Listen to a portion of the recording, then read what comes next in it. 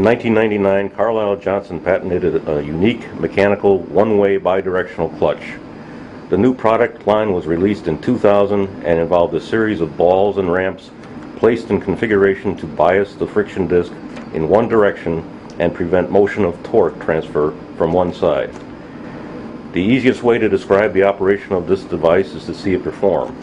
Looking at the sample model on the table, the sample model is comprised of four major components: the input shaft with handle for rotation, the Carlyle Johnson MTL with observation windows that will allow us to see the internal components in operation, a Carlyle Johnson spring-applied mechanical clutch that is used to couple and uncouple the two halves of the output shaft.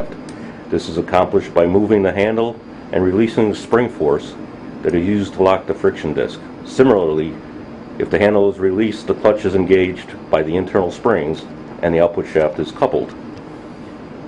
And finally, a load or torque placed on the output shaft by the weight that is hanging at a 2-inch radial distance from the center of the shaft. For example, if the weight is 5 pounds, the applied torque is 10 inch-pounds. If we focus on the MTL, we can observe in the current mode of operation the weight hanging from the output shaft of the model, placing a torque on the output shaft in the counterclockwise direction. The weight is not moving and is held stationary by the MTL. The input shaft and handle are stationary. The spring-applied clutch is coupling the two halves of the output shaft. The output shaft is behaving as though it were one solid piece. The torque will not backdrive from the output shaft to the input shaft.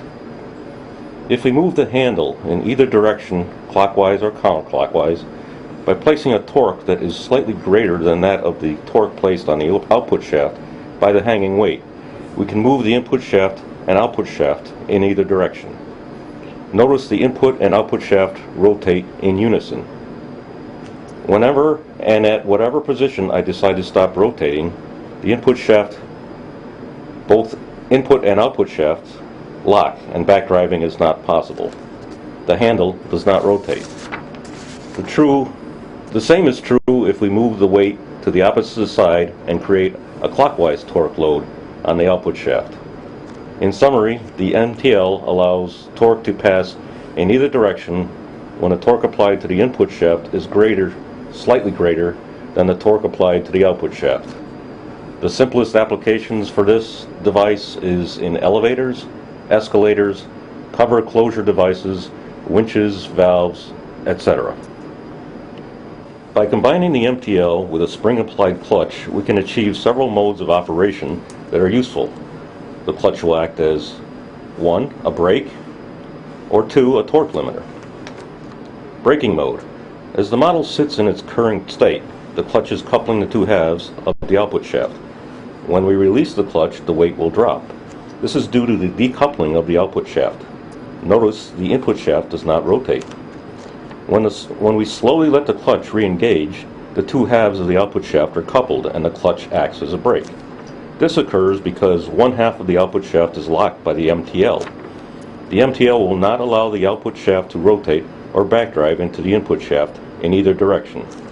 In other words, half of the output shaft is locked by the MTL and the other half is free to rotate only when the clutch is disengaged. So at this point, the clutch is acting as a brake and stopping the torque load placed on the output shaft by the weight. Once the clutch is fully engaged, it will act as though the output shaft is one piece. Again, notice that the input handle did not rotate in either direction during this operation mode. But if I rotate the handle by placing a torque on the input shaft greater than that of the output shaft will rotate in either direction until the torque applied to the input is less than that applied to the output. Torque limiting mode. In the stationary mode, the clutch will act as a torque limiter. When the torque load placed on the output shaft is greater than that of the torque capability of the clutch will slip and the output shaft will rotate, but the input shaft will remain stationary. Notice the handle does not move when I pull on the weight in either the counterclockwise or clockwise direction and exceed the static torque rating of the clutch. In summary, by adding a spring-applied clutch with an MTL, we can add additional features of soft braking and torque limiting to the system. This type of device is used when two modes of driving the input are required, such as manual backup to a primary motor drive. If the manual clutch were replaced with an electrically released spring-applied clutch, and we added a motor to the output of the clutch, then we could turn on the motor and simultaneously energize the clutch, thus decoupling the output shaft. The motor can now rotate the output shaft freely in either direction. When we turn off the electricity, we would couple the two halves of the output shaft, and the clutch will act as a dynamic brake to stop the output shaft and associated load. The manual handle can then be used to drive the input shaft through the MTL. Once the shaft is in the proper location, then the handle can be released and the output shaft is locked in position. Adding a backup manual mode of operation is essential in some applications.